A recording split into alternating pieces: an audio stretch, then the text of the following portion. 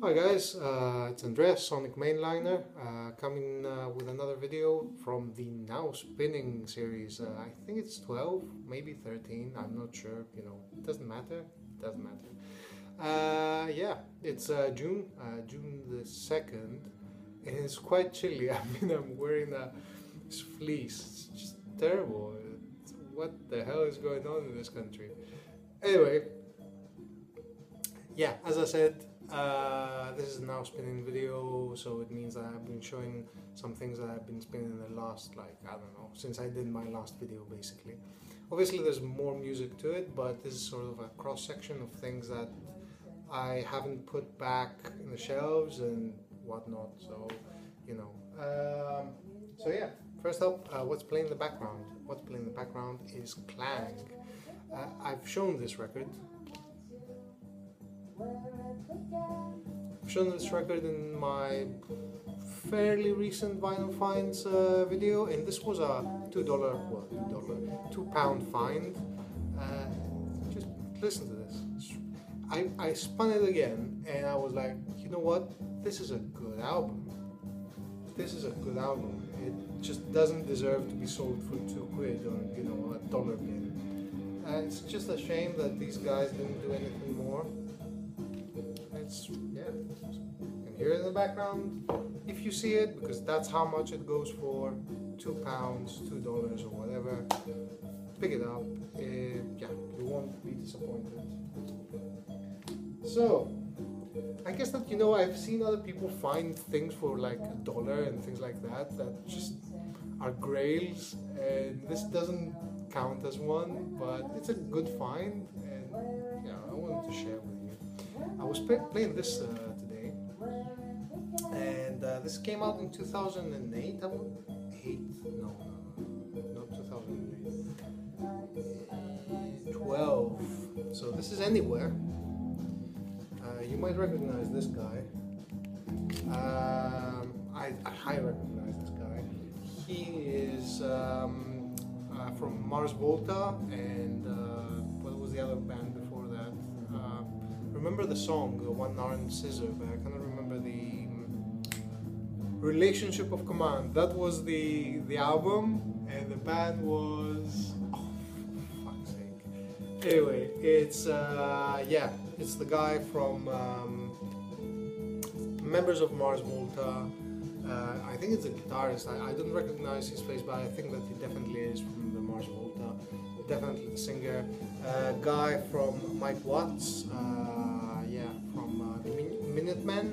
Mike Watts.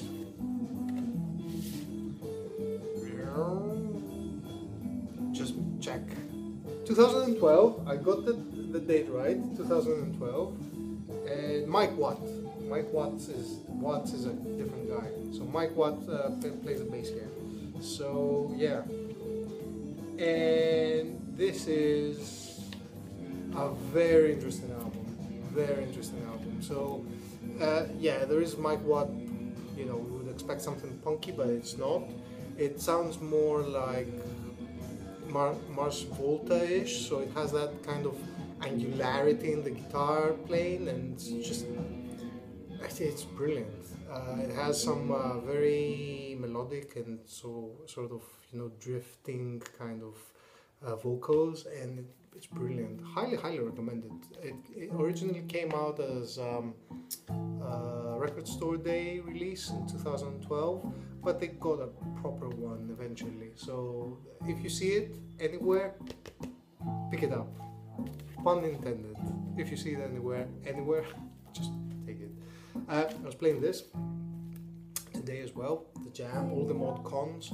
This is their third album, I want to say, and probably, and potentially arguably their best. It has like songs that, the best songs that they've done, really. It's, yeah, down the tube station at midnight. I mean, this is probably one of the best songs ever. Just in general, seriously, this is that good. But this is has Mr. Clean, David Watts, Billy Hunt, A-Bomb in the Water Street, all mod cons obviously. But my favorite track out of this album, apart from Down the Tube Station at Midnight, is To Be Someone. For some reason, it has this kind of vitriol that is just so British. I mean, the footballers and A-listers and things like that. It's very vitriolic towards them, and being here, with the tabloids and all that, it just makes sense why they would have written such a song. Really good one. I was playing this as well. That was last week, but I think I will play it again sometime soon. Snoia Caves, Beyond the Black Rainbow. This is a soundtrack to a movie called Beyond the Black Rainbow. It's directed by some Greek guy, and this is one of those albums that just skipped by. I didn't even notice that it was there. I've seen the album cover, which was very interesting, but it was during a phase where this came out on Death Waltz, and I think that it was in another released by another company, by another label in the States, because there are a couple of there's like another edition of this, which is more rare and more expensive, but this is sort of the regular one, gatefold, clear vinyl and all that, which is really nice. Yeah, just saw it and I was like, oh, Death Waltz, another Death Waltz, yeah, whatever. Some of the soundtracks on Death Waltz are just amazing, and some of them are just like, yeah, well, it's the sort of thing that I would like to have, but not necessarily listen to. But Bosonian Reggie Mike, who hasn't done a video in ages, yeah, he showed this and he said, well, you know what, somebody told me about this, it's amazing. I played like 15 seconds on Spotify and I was like, yeah, I'm getting this. This is the guy from, what's the name of the band? Can't remember the name of the band. I have their albums. Black something. Anyway, he plays in another band, he plays the keyboards, and he's done this. So I need to watch the movie. I bet it's really bizarre. This is like really brooding and just yeah, amazing work. Very similar to stuff that you could find on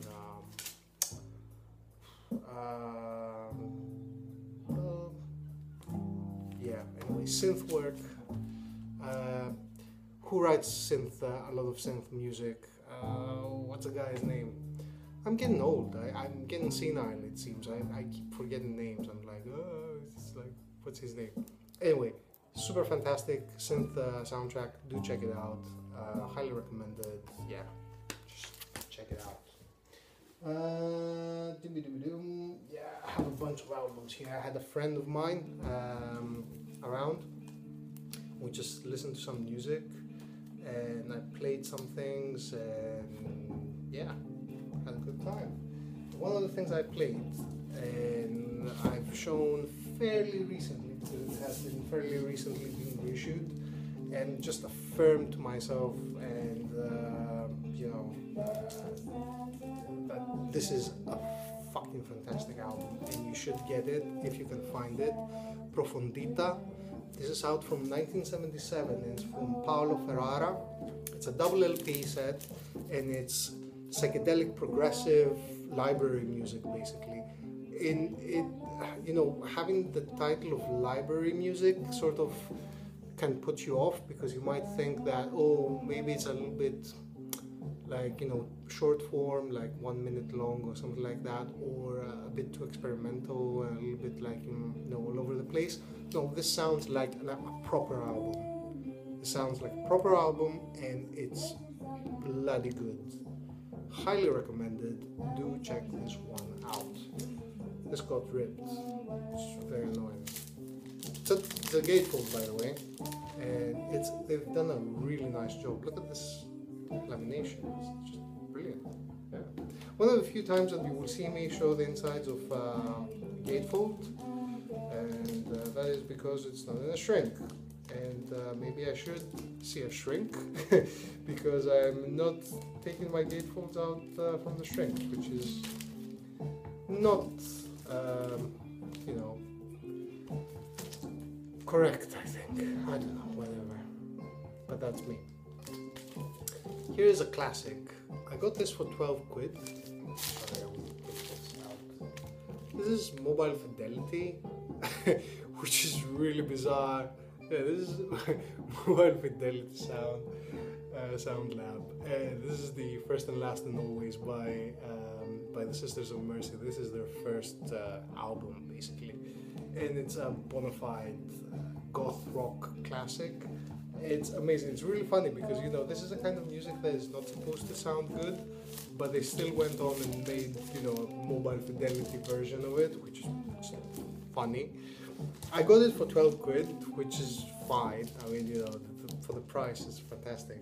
And yeah, I love this album. I love it. And yeah, Walk Away and yeah, what else? What else have you got? Marion. My God, these are amazing songs. Yeah, well, you know, you have to. I don't know. I mean, if you like indie music, you should like this. You should definitely like this. This is amazing. What I want to get is the original, and the reason why I want the original is that the production on the original, the sound in the original is different. I think that, yeah, it sounds crappier, but it sort of fits the music better. So, side one finished. Sort of, yeah, that's how I feel. And I got the remastered version back home, and I got the remastered CD, but no, I want the original because, yeah, it sounds better and it is better. Another thing that we listen to is this album, which is, ooh, yeah. This is not a gatefold. It opens like this. You put, you know, it's like an envelope, so you know you have to take the the shrink off. And basically, this is Klaus Schulze and Günther Schickert sessions. This is unreleased material that came out in it was recorded in 1975, but obviously wasn't released until recently. Günther Schickert is guitarist. He's done a lot of stuff. He's not in the canon of krautrock, but I think that is just something that happened because, you know, yeah, you cannot put everybody, but I think that he did deserve to be in that canon, and this is just brilliant work. Highly recommended. And I discovered that I have a copy of this back home as well, because I bought it back home and then I came here and I forgot that I did, and I bought it again. So I have it twice, but hell, it's a record that I don't mind having twice. Yeah. Oh yes, it's that good. So, another classic kind of krautrock LP, Sand, Golem. The band is called Sand and the album is called Golem. It came out in 1970, I don't remember. Anyway, this is one of the, you know, sort of classic, if you like, krautrock albums from that era. This is a rotary leaf reissue that was very expensive when it came out. It's really nice. Comes in thick. You cannot even bend it to open it up. Cover. The music is like very spaced out. I was listening to this with a friend of mine that was here. He was saying that, you know what, this reminds me of Current 93, and it sort of made sense. So yeah, so krautrock, Current 93. I also played this. This is Clear Light Symphony, and this is members of Gong and the Delired Chameleon family.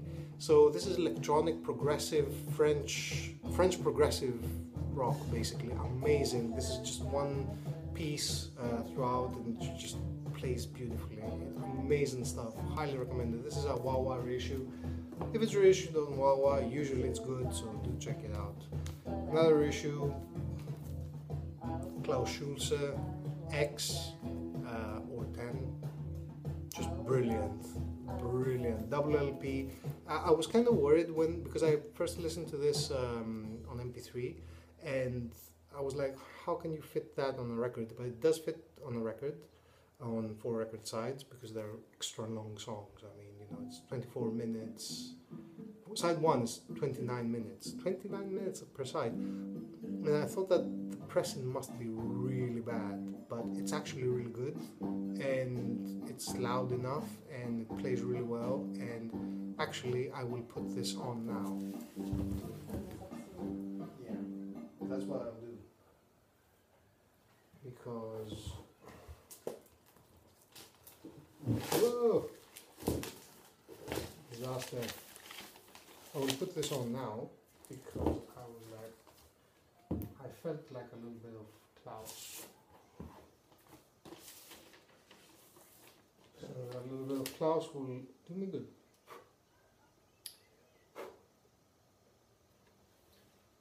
Yeah. It's really funny pressing because it looks like the vinyl doesn't look clean, but it plays fine. I mean, listen. No clicks, no pops, no nothing. Really good pressing. This was out on SPV Records from Germany, which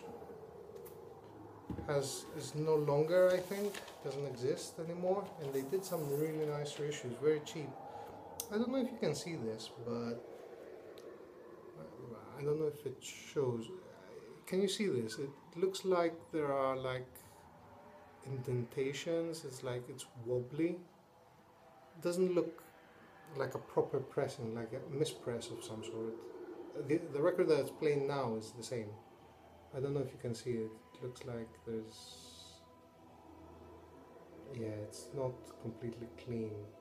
But it's clean as hell. It plays really well, and it's just really bizarre. I don't know why it has this kind of discoloration. I don't know how to call that, to be honest.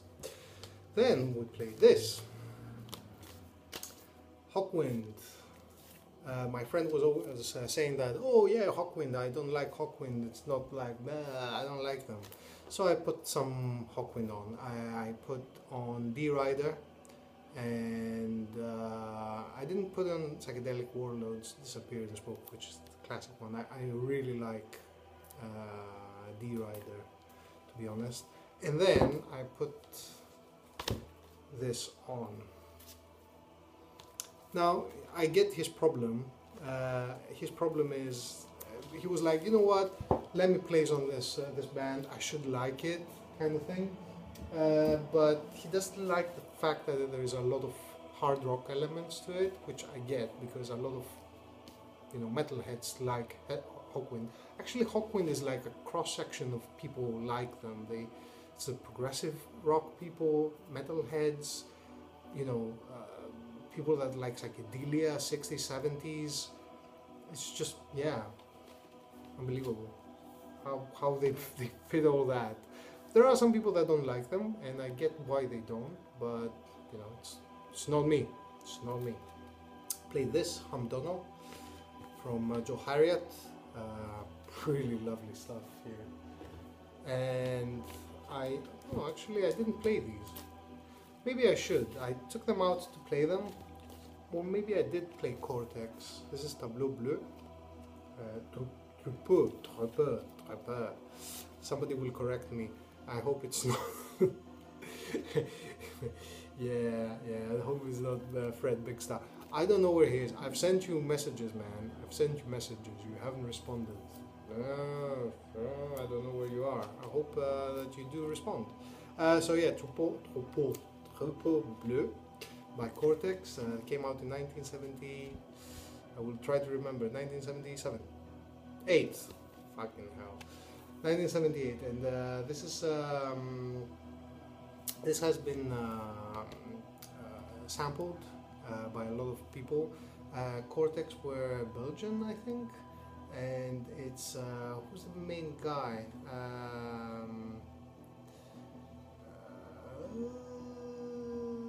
I can't remember the main guy's name.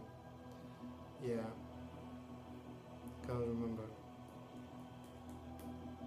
Yeah, anyway, this is really good, funky kind of stuff.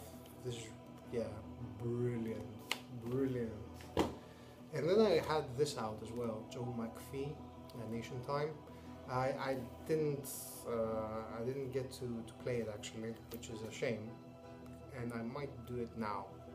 So yeah, Nation Time.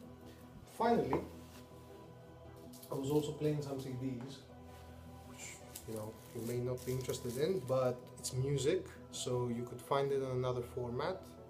It's always an option. Susie and the Banshees. This is their first album. Yeah. The Scream. Yeah, got this like for what, £3 or something. I had this for years, and I tried to get into it, but just didn't happen. And then suddenly, like a month ago, I started playing this and just clicked. It was like, yeah, I get it. Now I get it. This is Witch, and the self-titled album Witch. Now, I don't think I know anyone from who's playing here. However, I do know Jay Maskis. You can see his face there. He's very dopey. He's like, yeah. Looks like he's wearing mascara, but I think that it's just the spliffs. And this band, Witch, I have it on vinyl as well, but it was very convenient to pick it out of the shelf from the CD, so I just played it on CD. He's playing hard rock, 70s hard rock, the Sabbath-inspired hard rock, and he's not playing guitar here, he's playing the drums, and it's bloody brilliant. Do check this out. I mean, if you like hard rock music, old school kind of doomy kind of stuff, check this one out. This is really good. They've also done another album which I didn't like, I have to admit. It wasn't that good.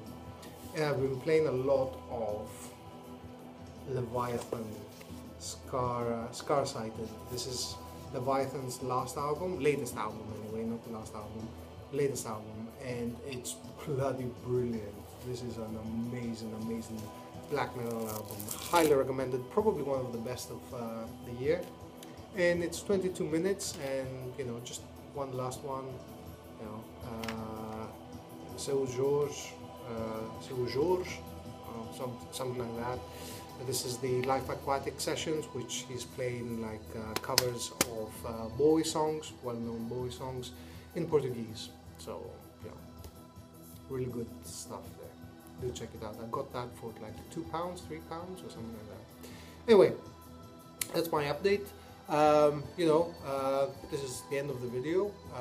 It means that you can, like or dislike the video according to your pleasing, or if you're displeased by anything that you saw, which you probably have done already.